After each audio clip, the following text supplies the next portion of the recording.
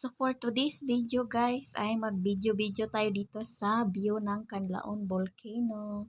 As you see guys, so very beautiful. Wala man lang ka-cover sa paligid. Pero nag-ambon-ambon dito guys. Ay yung parang ano lang ba, ano bang tawag dyan eh? Parang talithi lang ba? Iwan ko sa inyo kung anong tawag nyo dyan. Kayo na magano. Basta mahina lang yung ulan ba? Talsik-talsik lang siya.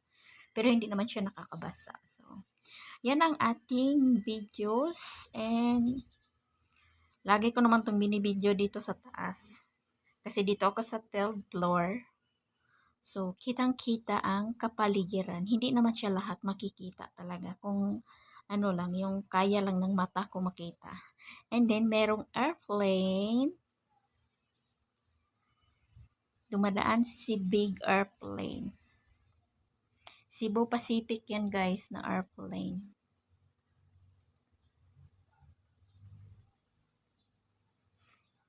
Siyempre, nag-voice over na lang ako guys kasi noisy naman yung aking mga background. Alam nyo na, maririnig nyo aso, tunog ng sasakyan, bird, ganun. Yan ang ating background. So, kailangan lang natin mag-voice over para tahimik. And then, ako lang nagsasalita. Ganun. So, enjoy the view, guys!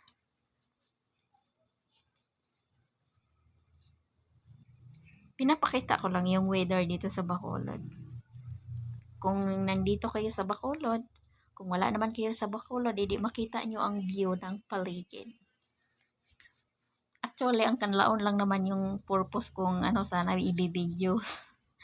So, dahil masipag ako mag-video talaga pag ganyang view. Walang parang hindi ka nabuboard magtingin. Imagine mo na lang yung kagandahan ng views.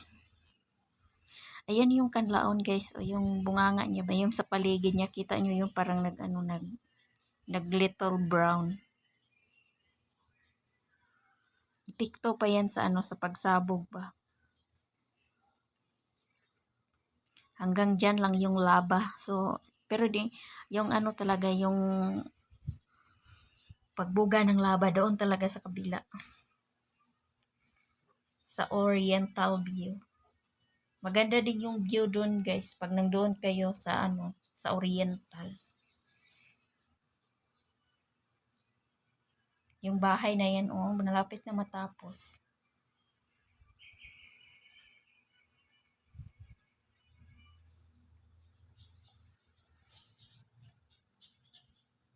Lagi nyo namang makikita yan sa aking video. Pag maganda talaga ang weather, yan ang aking binibideo. Dahil wala akong upload ngayong videos guys sa workout. Baka tomorrow mag-upload ako ng workout. Sa long form video na lang ako guys, nag-focus sa pag-upload ng aking videos. Waiting na lang tayo ma-invite sa sa ads. So, ma-invite man tayo or hindi, ituloy-tuloy pa rin ang laban. Hindi naman ako nagmamadali ma-invite. So, mas marami pa siguro tayong matutunan. So, mas mabuti ngayon, di ba guys? So, while nanonood kayo sa view ng Canlaon, kung ano-ano naman ang aking sinasabi dito, no?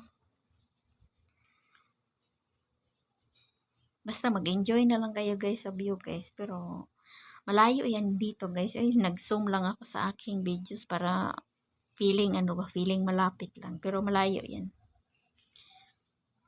Galing dito papunta doon sa aming mga mga 3 hours. So, kung papunta ba dyan sa Canlaon, siguro mga 7 hours.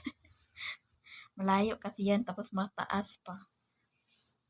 Sana soon makapunta ako dyan sa malapit sa bunganga ng ng Canlaon. Pag nakapunta ako dyan, magbibideo din ako dito sa sa view ng city. Matagal na kasi akong hindi nakauwi sa amin. So,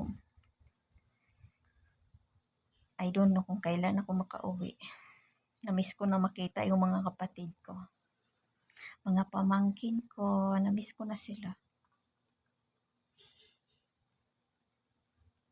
Ganyan talaga ang buhay. City girl. Pero lumaki naman sa sa bukid.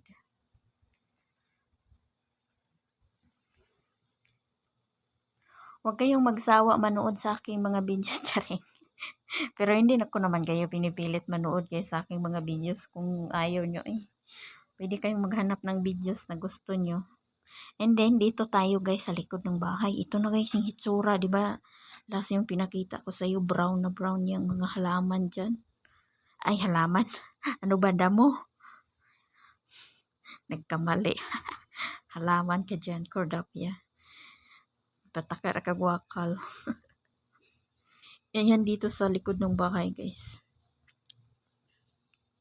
Daming mga basura kasi nga tinatapunan ng basura ng ibang tao. Ganyan sila, walang pakialam basta paligid. So balik tayo dito sa ating Canlaon Volcano. So mag-i-end na to guys. Salamat sa mga nanonood. And mag-like man kayo or hindi.